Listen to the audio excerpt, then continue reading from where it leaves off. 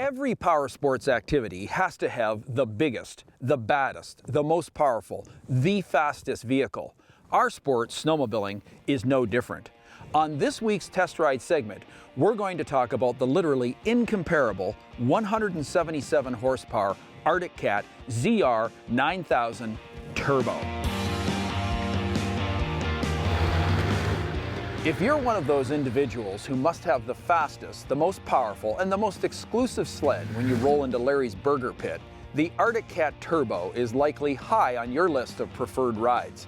Simply put, in our hands-on testing, there is nothing in the industry capable of stretching your forearms when the loud handle is squeezed, quite like the 9000 Turbo. The engine is crazy powerful, producing an accelerated surge at 50 miles per hour, like most 800s do at 20 miles per hour. An interesting fact about the Arctic Cat ZR 9000 Turbo and all other Arctic Cat models using this power package is their owner's predisposition to modify them. Simply put, there are more bolt-on tweaks available that deliver solid, no. Impressive, no. Crazy power improvements for the 9000 Turbo than for all other modern sleds combined. The 1100cc turbocharged double overhead cam twin in the ZR 9000 has been around for a while. It first appeared in the gone and mostly forgotten F-Series twin spar chassis. Arctic Cat wisely moved the turbo into the new, lighter, and more sophisticated Procross platform 3 model years ago. The improvement in handling and ride was immediate. However, some issues lingered, not the least of which was drive belt reliability. Reliably transferring the power the Z1100 Turbo produces can be both complicated and difficult at the same time. The threshold for reliably transferring power with a CVT in a snowmobile has been, give or take, around the 150 horsepower level. Beyond that, CVT reliability is diminished and belt life becomes elusive. So last year, Arctic Cat made material changes to the Procross and Proclimb chassis underhood air management, adding cold air intakes in the left front fender and changing the design of the secondary clutch, making it shed heat more effectively. The result was an exponential improvement in belt life, resulting from a dramatic decrease in underhood temperatures.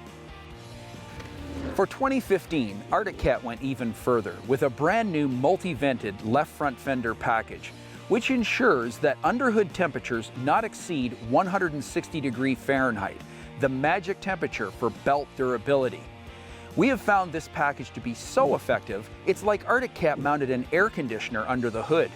Even the bodywork stays cool to the touch.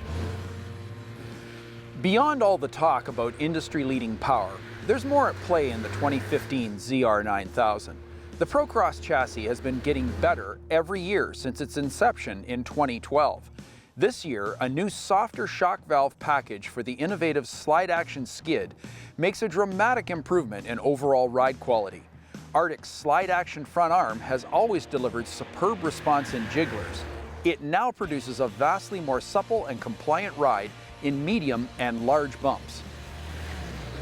Let's be honest, there is a downside to packing 177 stallions under this hood. The downside? Weight. There's no doubt the Z1100 Turbo engine package is among the heftiest in the snowmo biz. The big question is, will you feel the extra weight of this formidable engine?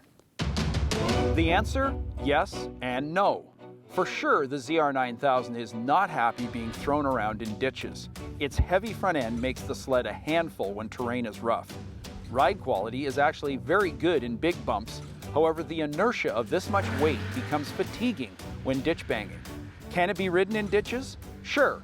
However, for our money, we would opt for the lighter ZR 8000 with its impressively powerful and much lighter 800cc two-stroke twin.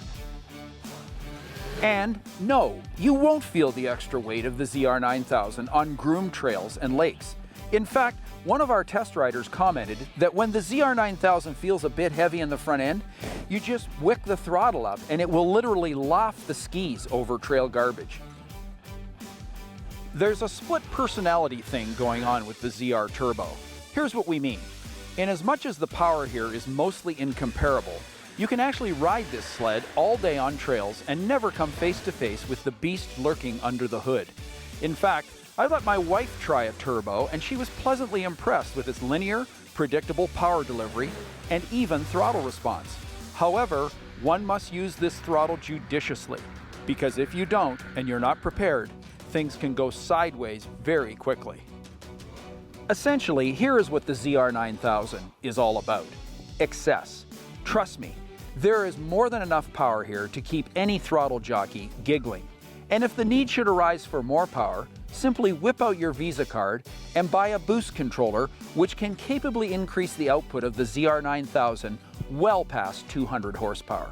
So here's my final thought on the ZR9000. Nothing exceeds like excess. If you like this video, post a comment and tell us what you think. Then click on this link to subscribe to SnoTracks TV here on the YouTube channel.